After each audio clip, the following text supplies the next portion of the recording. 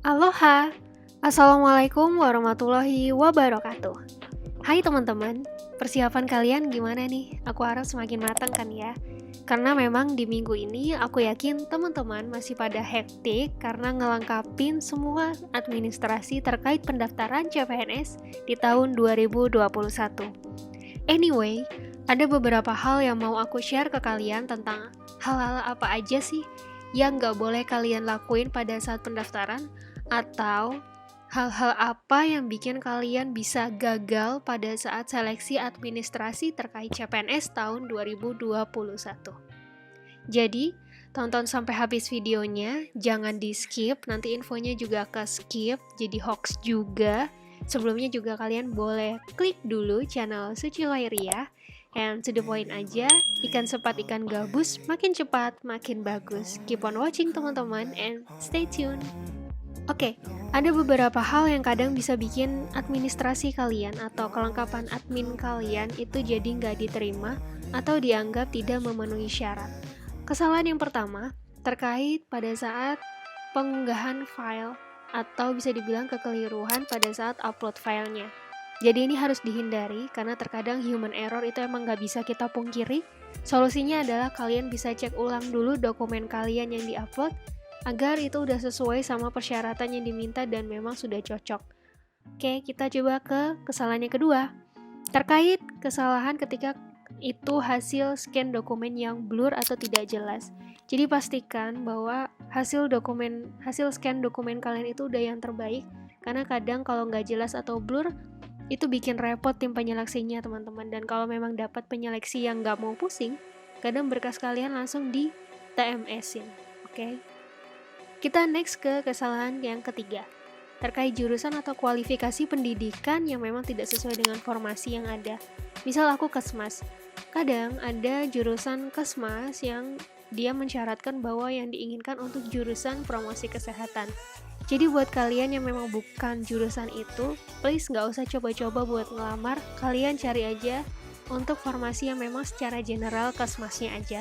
Jadi yang memang sesuai sama gelar dan juga ijazah atau transkrip yang kalian miliki atau ijazah yang kalian miliki itu udah sesuai sama formasi yang mereka inginkan.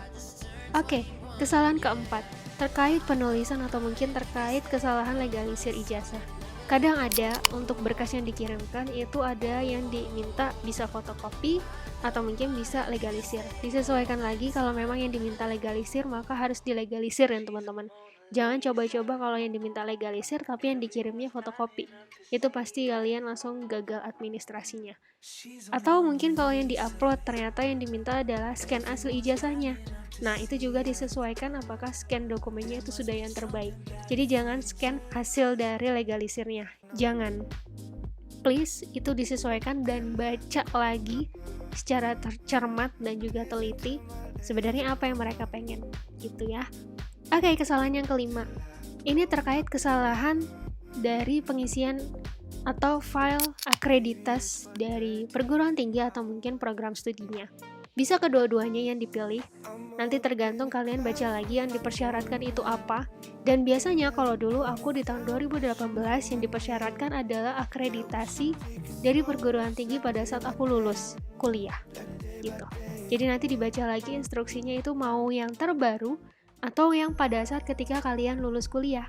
Jadi kalau misalkan ternyata di persyaratan tidak terlalu menjelaskan atau kurang lengkap instruksinya, nah saran aku, kalian jangan malas buat cari tahu atau hubungin admin dan juga kontak person, bisa dibilang kontak personnya dari instansi yang tertera di surat edaran yang kalian baca.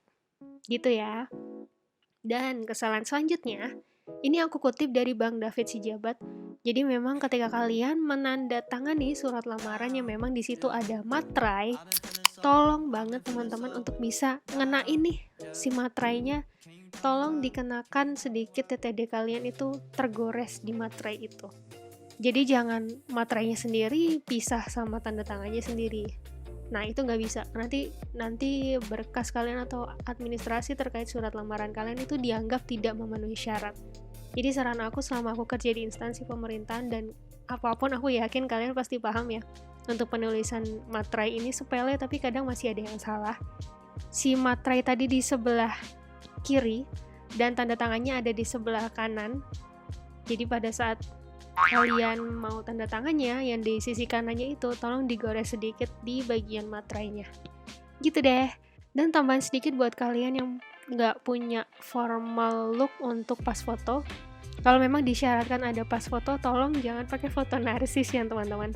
Apalagi yang angle fotonya dari atas, aduh, itu no banget. Jadi aku saranin pakai foto yang formal. Jadi aku yakin kalian pasti punya fotonya, entah itu dari ketika kalian lulus SMA, atau mungkin kalau kalian yang sarjana pasti ada lah ya di ijazah sarjana kalian, pasti sebelumnya ada sesi fotonya. Gitu deh. Oke, that's all. Itu tadi kesalahan yang bisa bikin kalian gagal seleksi administrasi. Jadi harapannya kalian bisa belajar lebih banyak dari poin-poin yang udah aku sampaikan ini. Update terus info terbaru dari website resmi atau sosial media dari BKN. Aku harap kalian juga bisa suka sama video ini dengan kalian like. Dan juga kalau kalian ada pertanyaan, kalian boleh tulis di kolom komentar bawah.